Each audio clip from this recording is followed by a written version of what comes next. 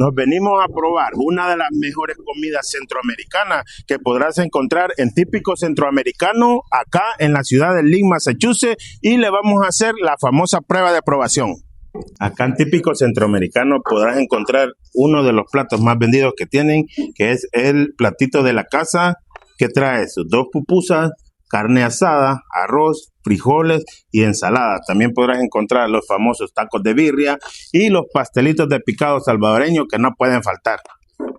Vamos a hacer la prueba a estos deliciosos pastelitos de picado salvadoreño. Buenísimo. Vamos a hacer la prueba a estos deliciosos taquitos de birria.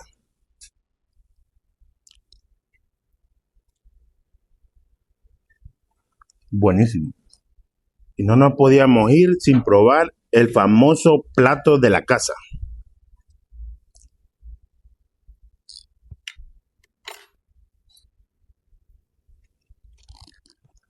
Buenísimo.